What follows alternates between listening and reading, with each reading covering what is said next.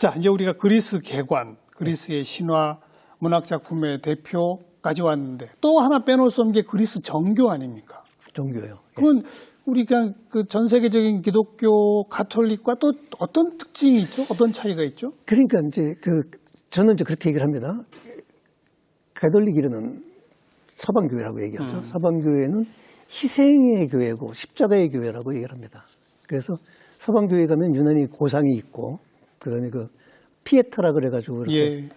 희생한 성모와 그렇죠. 그 아이를 안고 있는. 그 십자가에서 돌아가셨고 그다음에 피에타라 그래서 또 성모가 이렇게 안고 있는 아주 굉장히 신이 우리 때문에 희생한 걸 굉장히 강조합니다. 예수가 희생된 거. 예.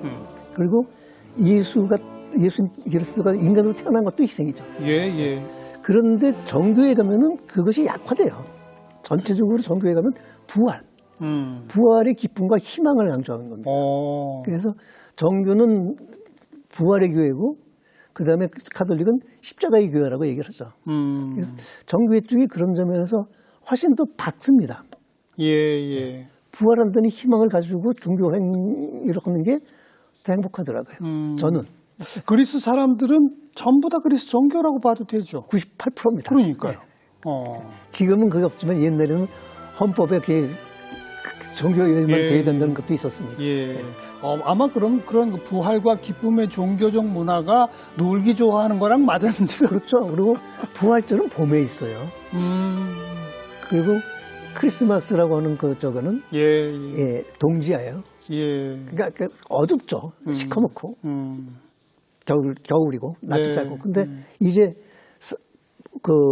충분히 지난다면 첫 번째 보름달이 뜰 때가 부활절이니까 이제 막 신나게 양기가 막 살아나고 자연에 살아날 때니까 즐겁죠. 그리고 그 육지도 그렇고 섬도 그렇고 그 아름다운 풍경, 그 강렬한 햇살이 또 저녁만 되면 선선해지는 그 날씨 최고의 관광지라고도 볼 수 있지 않습니까? 마법이죠. 뭐. 앉아있으면 마법에 걸리는 것 같죠. 특히 황혼이 이쁜 나라죠. 그렇죠. 석양이 너무너무 이쁜 나라죠. 네, 앉아있는 데마다. 그리고 그 호메로스의 시에 저게 포도주빛과 같은 바다가 이런 얘기 나와요. 네. 야, 이건 문학적인 과정이 너무 심했다 그랬거든요. 어느 날 바닷가에서 식사를 하다 보니까 석양이 지는데 바다가 완전히 빨개지는 거예요. 그래서 이게 수사가 아니었구나. 예. 지금 눈앞에 보였어요. 에게해의 바다 물색은 일반 바다 물색보다 좀 더 진한 파란색 아닙니까? 예, 쪽빛이죠. 그렇죠. 예, 쪽빛. 바로 그쪽 빛이 태양을 받으면 그렇게 되는군요. 예. 그 황금빛이기도 했다가 좀 진한 아주 정말 진한 포도주빛이 될 때, 예.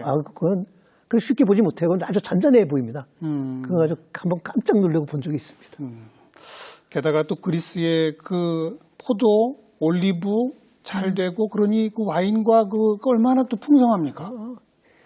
그냥 올리브 저 장아찌에다가 그냥 맛있는 포도주 먹으면 뭐 행복하죠. 네, 네. 워낙 또 값도 싸고. 예, 정말이에요. 거기는 포도주 먹는 게 남는 거죠. 자, 이쯤 되니 우리 유 교수께서 왜 그리스와 사랑에 빠져 한 해라도 거길 못 가면 몸에 병이 나시는지 알 것 같습니다. 정말 좋아합니다. 그리스 사람들도 한국 사람들 좋아하죠, 요즘? 그렇죠. 그러니까 아마 한국 사람들하고 기질 제일 비슷하고요. 서로 알기만 하면 제일 잘 통할 수 있는 사람들이 그리스 사람인 것 같아요. 예. 기질이 너무 똑같고. 그래요. 예. 그리고 2차 대전 이후의 역사는 뭐 거의 베껴놓은 것 같고요. 그렇죠. 전쟁 상처도 참 깊었고. 그렇죠. 네, 네. 저기 형제끼리 서로 죽이는 내전을 겪기도 했고 그런 것들을. 그런데 특히 이제 그리스 음악은 네. 한국 사람들이 들었을 때 이렇게 특별히 설명할 필요가 없이 그냥 좋아하잖아요. 네. 자, 우리 이제 그리스에 대한 공부는 대체로 한 것 같고 또 우리 교수님은 이제 언어학자로서 또 특히 우리 한글에 대한 연구를 또 엄청나게 하셔서 사전도 여러 권 내셨잖아요. 이 사전 맨 처음에 제가 한국에 와서 맨 처음에 낸 책이 순우리말 역순사전이 1985년도에 순우리말 역순사전. 네. 그거 왜 만드셨어요? 그러니까 우리가 이제 이 뭐 리리 리자로 끝나는 말은 여기 있지 않습니까? 그와 같이 이 보통 사전은 왼쪽에서 오른쪽으로 가나다 순서로 나가는데 예. 제가 만든 사전은 이제 오른쪽에서 왼쪽으로 읽어 나가는 겁니다. 그렇게 했을 때 뭐 어깃장, 뭐 구들장 이런 짱들이 붙는다든지 얼음장 이런 것들이 이런 것들을 파악하기 위해서는 뒤에서부터 볼 필요가 있습니다. 예. 그러니까 우리나라에 밥 종류가 몇 종류가 사전에 올라 있을까요? 밥 종류가 비빔밥 무슨 밥 그런 거. 뭐 글쎄요. 그거 정순사전을 찾으려면 한참 걸리지만 예. 역순사전은 밥으로 쫙 모이죠. 그렇죠. 그래서 보니까 밥 종류보다 죽 종류가 더 많아요. 그래요? 예. 그러니까 사전에 올라간 게 그만큼 밥보다 죽을 더 많이 먹었다는 얘기도 들 수 있고 뭐 이런 식으로 그런 걸 하려면 역순사전이 필요한 겁니다. 끝에 말이 같은 것들을 쭉 모아놓을 필요가 있는 거죠. 그러면 그 어떤 문화가 보이겠군요. 그럼요. 굉장히 중요한 거고 형태소 연구 같은 거 할 때도 굉장히 중요하고요. 워낙 그걸 만든 이유 중에 하나가 서양 사람들이 뭐 영어에 TION으로 끝난 말 한번 찾아보자. 뭐 이런 것들이 있지 않습니까? 맨 처음에 역순사전을 만든 건 산스크리트어를 만들었어요. 그래요. 산스크리트어 연구를 할 때. 그런데 그게 우리나라에 없어서 우리나라 국어 연구할 때도 이게 필요하겠구나 해서 이제 그 사전을 만들었던 거죠. 맨 처음에. 예. 그게 역시 최초죠, 우리나라에서 역순사전 나온 게. 뭐 아직까지는 그것뿐이 없습니다. 그러니까요. 그러니까 제가 한 알고리즘을 만든 건 그거 하나뿐이 없습니다. 또 표준 한국어 발음 대사전. 예, 그것도 이제 그 한 방송국의 그 아나운서실에서 예. 그 하자고 그래서 이제 했는데 그때가 이제 한창 한국에서 그 음성 인식, 음성 합성 네네. 이게 막 화제가 됐을 때예요. 그 제가 걱정했던 건 뭐냐면 표준 발음 대사전이 없으면 음성 합성이나 음성 인식을 할 때 각자 자기 발음이 옳다고 해버리게 되면 이게 혼란스럽지 않겠는가. 그럴 수 그래서 있죠. 어쨌든 기준이 되는 그러니까 사전인 건 레퍼런스입니다. 참고서입니다. 그것을 빨리 만들어야 뭐 음성 인식을 시킨다든지 뭐 할 때 국가 기준이 있어야겠구나. 예. 그래서 그거를 이제 만들었습니다. 그때 굉장히 정말 신나게 고생했습니다. 그뿐만 아니라 예. 요즘 왜 대학에서 교수들 업적 평가 이런 거 할 때 예. 영어 논문은 점수를 많이 주고 예, 예. 한국어 논문은 점수 적게 주고 막 이러잖아요. 그렇죠. 이 교수님이 몇 년 전부터 그거 반대 운동 막 열심히 하셨잖아요. 예. 한 번은 이제 그 학처정 회의에 그걸 통과시키는 겁니다. 우리 학교도 우리 대학도 영어로 쓰면 얼마 주고 어쩌고 저쩌고 이제 예. 그게 이제 안건이죠. 그 뭐 신나게들 다들 다 찬성해서 제가 이제 발언권을 신청하고 예. 여러분들 여기에 우리가 이 땅에서 학문을 하는 까닭이 뭔지 목표가 뭔지 생각해봐야 됩니다. 그게 대학 평가 기준이 돼서 평가 기준에 맞추기 위해서 우리도 영어 논문에다가 이렇게 적을 주자 그러는데 예. 우린 적어도 저는 학문한 까닭이 한국의 학문을 위해서 한국 사람들을 위해서 학문하는 거지. 영어로 내가 논문 써서 세계적으로 유명한 학자로 인정받는 게 목표가 아니었습니다. 그러니까 우리가 결정 잘해야 됩니다라고 얘기했어요. 그랬더니 뭐 그래도 평가 때문에 대학에 어쩌고저쩌고 해가지고 넘어가는데 제 편 드는 사람이 없더라고요. 그래서 참 문제로구나 그런 생각을 했는데 실제로 한 나라의 수준은 그 나라의 학문 수준인데 그 나라의 학문 수준은 그 나라 말로 된 학문 수준이지. 그렇습니까? 그 나라 사람이 영어로 쓴 학문 수준은 아니죠. 왜 꼭 그 나라 말이어야 하죠? 그것은 가령 문학을 가지고 예를 들면 좀 이해가 더 쉬울 것 같습니다. 문학은 금방 이해가 될 거는 같아요. 네. 그러니까 제임스 조이스 같은 분은 아일랜드 사람 아닙니까? 자기 모국어는 실은 게일어죠. 그러나 게일어가 문학을 할 정도로 준비가 안 돼 있죠. 그래서 영어로 썼죠. 지금 게일어는 거의 없어지지 않았나요? 네, 사화가 됐습니다. 그죠? 사화가 됐습니다. 그랬는데 결론은 어떻게 되느냐면 제임스 조이스의 율리시즈라든지 더블리는 사람들 또는 피네간의 경야 이게 영문학입니까? 아일랜드 문학입니까? 영문학이죠. 그렇죠. 어느 나라 말로 써있는가에 따라서 그 언어가 되는 것처럼 그러면 영어로 쓴 학문이 영어 학문입니까? 한국어 학문입니까? 그게 문학뿐 아니라 학술 논문도 마찬가지다. 제가 영어로 논문 썼으면 그게 영어 논문입니까? 한국어 논문입니까? 영어 논문이죠. 영어 논문이 어느 나라 겁니까? 우리나라 거 아닙니다. 가령 이런 얘기가 있잖아요. 미디어가 내용을 결정합니다. 예, 무슨 예. 얘기냐면 제가 만약에 경복궁에 대해서 쓴다면 경복궁을 영어로 쓴다면 경복궁의 위치부터 쓰게 되죠. 그다음에 경복궁을 뭐 재건할 때는 중흥회 때는 대원군을 설명해야 되겠죠. 한국 사람을 상대로 해서 내가 만약에 경복궁에 대해서 쓴다면 경복궁 위치 안 씁니다. 쓸 필요가 없죠. 대원군에 대해서 얘기 안 합니다. 그렇죠. 그게 뭐냐면 언어가 내용을 결정한다는 얘기입니다. 그러니까 예. 영어로 논문 쓴다는 얘기는 영어로 쓰는 사람들을 위한 논문입니다. 그렇군요. 예. 우리나라 사람을 쓴 논문은 우리말로 써야 되는 거죠.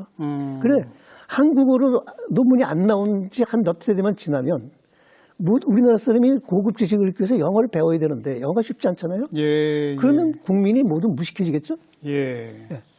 그래서 학자는 또 작가는 자기 언어를 사용하는 사람을 위해서 공부를 해야 되고 논문을 쓰고 문학 작품을 써야 되는 거지.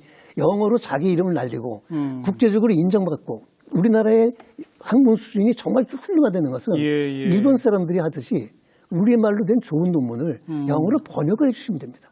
국가가 나서서. 먼저 우리말로 쓰도록 하고. 그렇죠. 그게 공학이나 이런 이과 쪽도 같은 겁니까? 저는 이 사회과학이나 문학 쪽은 당연히 그래야 한다고 동의합니다만. 네. 그것도 이제 저도 고민 안 해본 건 아닙니다. 네. 일본이 그대로 물리학이니 화학이니 이런 것들을 일본어로 쓰지 않습니까? 그래서 노벨상 탔죠. 노벨상을 다 타지 않습니까? 그다음에 생각해 보시죠. 우리나라에서 가장 유학을 안 가는 이과 학문이 어딜까요? 뭐죠? 의과죠. 의대. 예. 지금 우리나라 의과 수준이 어떻습니까? 세계적이지 않습니까? 그렇죠. 안 갔던 데가 더 세계의 최고 가는 그 수준을 유지하고 있는 게 의학부입니다. 예. 그러니까 꼭 영어로 해야 되느냐 이거죠. 네. 그리고 그 용어 때문에 안 된다. 전문수로 때문에 안 된다. 일본이 전문수로 어떻게 해요? 그대로 수로 쓰고 일본말로 쓰는 거 아니에요. 그러니까 제가 그 정 선생님을 안지 10년이 지났습니다. 그럼 내가 유하고 노후한 지 10years가 패스했어요. 이렇게 쓰면 그게 우리말입니까? 영어입니까? 콩글리시죠. 그건 우리말이죠. 왜냐면 그걸 영어로 하면 it has passed 10 years 이렇게 그거 어느 게 힘들어요. 우리나라 사람한테. 그러니까 오히려 유하고 만난 지 유하고 미트한 지 이렇게 하는 게 그게 어떻게 보면 우리말 아닌 것처럼 보이지만 그렇게 쓴 것도 우리말인 겁니다. 그러니까 최소한 그렇게라도 한국말로 해라. 그렇게 해야 네. 만약에 그렇게 쓴 우리나라 물리학 논문이 있으면 제가 물리학 수를 몰라서 못 읽지. 예. 문장은 읽을 거 아니에요. 알겠습니다. 네. 한 걸음 더가 교수님께서는 언어 전쟁이라는 표현도 쓰시고 그렇죠. 사람들의 생존은 그 언어의 생존에 달려 있다는 말도 하셨죠. 그렇죠. 말하자면 우리가 힘이 센 것도 빠르지도 날카로운 발톱이나 뭐 이빨이 있는 것도 아닌데 만물의 영장입니다. 모든 동물을 지배하고 있습니다. 그러면 인간의 생물학적 무기가 뭡니까? 언어잖아요. 그러네요. 언어가 있으니. 그래서 인간은 언어를 가지고 지식을 쌓아나가고 생각을 하면서 이제 다른 동물들을 완전히 그렇죠. 지배하기 이르는데 그런 이제 인간들끼리 싸우면 어떻게 되느냐. 힘세고 무기가 좋은 쪽이 이기죠. 하지만 결국은 그것은 가다 보면 힘의 균형은 바뀔 수가 있어요. 졌던 나라가 이길 수도 있고. 하지만 한번 그 언어가 사라지면 그 민족은 영원히 사라지죠. 뭐 지금도 수천 개의 언어가 있지만 수많은 그 원시 부족의 언어들이 사라지고 있죠. 현실적으로. 지금도 사라지고 있죠. 있습니다. 이미 사라진 것도 많고. 네. 그래서 뭐 아무도 모르는 사이에 죽다라고 하는 책에 있는데 거긴 그런 얘기들만 쭉 써 있습니다. 근데 한 언어가 사화가 되면 그 민족 자체가 사라지는 거고 그 언어 가진 세계 전체가 사라지는데요. 가령 조금 전에 얘기했던 게일어는 지금 완전히 사화가 됐죠. 그러니까요. 또 한때 제국의 언어였던 만주는 지금 어디가 있습니까? 만주도 없어졌죠. 사라졌죠. 언어 전쟁에서 진 민족입니다. 그게 한두 개가 아닙니다. 지금 현재 그 뭐 영어를 공용어로 해서 교육부터 영어로 가르치는 나라들이 꽤 있죠. 뭐 이제 인도라든지 뭐 필리핀 같은 데서 교육을 거의 영어로 하지 않습니까? 그러면 그들의 뭐 자기네 모국어인 힌디어나 타갈로그어를 가지고 할 수 있는 게 없지 않습니까? 점점 줄어들겠죠. 그렇죠. 그러면 인구가 많다고 그 언어가 살아남는 게 아닙니다. 네, 네. 언어의 생명력은 그 언어가 가지고 있는 문화적인 힘에 따라서 사느냐 죽느냐가 결정돼요. 또 그걸 정책적으로 계속 유지시켜야만 되는 거죠. 그렇죠. 그래서 인간은 언어 전쟁을 하는데 언어 전쟁에 있어가지고 문자가 있는 언어와 문자가 없는 언어는 그건 전쟁이 안 되죠. 그렇죠. 예. 그래서 저는 우리는 굉장히 다행인 게 전 세계에서 가장 마지막으로 자기 문자를 갖게 된 민족이 우리입니다. 그러네요. 예. 마지막이네요. 세종께서 1446년에 우리한테 문자를 주셨죠. 예. 그래서 우리는 뭐라 그래요? 문자가 없는 민족을 야만족. 그리고 문자가 있는 걸 문명국 문화민족이라고 그러죠. 우리가 지구상의 역사적으로 봤을 때 가장 마지막에 문화민족이 된 민족입니다. 그게 한글이죠. 그것도 아주 과학적인 문자로. 아주 훌륭하죠. 그러니까요. 예. 그런데 문자만 있다고 모든 게 끝나는 건 아니죠. 아까 말한 게이로 문자 있었고. 예. 심지어 만주 같은 건 공용어로서 300년을 유지했던 언어죠. 네. 그런데 게이로 같은 경우는 맞춤법이 없었습니다. 독립을 했을 때. 그 맞춤법이 없으면 그는 공용어로 쓸 수가 없고 교육으로 쓸 수가 없죠. 각자 쓰는 게 소련 나름대로 썼다가 막 적고 싶은 대로 썼다. 그러면 그런 또 한계가 있었군요. 네. 그래서 결국은 영국하고 400년 동안 무장봉기를 해가지고 투쟁을 해서 독립을 얻었는데 길거리에 길 잃은 팻말부터 적는 게 일정치가 않아가지고 중구난방이니 네. 당분간 영어 쓰기로 했다가 그게 그냥 끝이었습니다. 영어가 가지고 있는 이점이 있고 그러다 보니까 영어고 게이로고 어느 걸 배우겠어요. 알겠습니다. 그렇게 해서 이제 표준화가 안 되면은 그 언어는 힘이 없고요. 네. 마지막이 내용입니다. 그 나라 말로 된 내용. 내가 한 언어를 배웠을 때, 그 문자를 배우고 그 언어를 배웠을 때 뭘 얻을 수 있냐. 그게 그 언어의 힘입니다. 오늘 유재원 교수 좋은 말씀, 귀한 시간 감사드립니다. 예, 고맙습니다. 고맙습니다.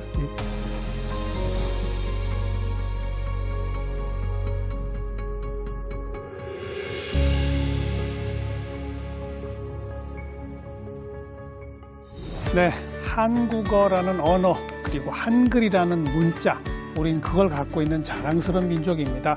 이걸 가지고 더 많은 내용을 담아내야 할 몫은 결국 우리들에게 있다, 이런 생각을 갖게 되는군요. 다음 시간 또 뵙겠습니다. 안녕히 계십시오.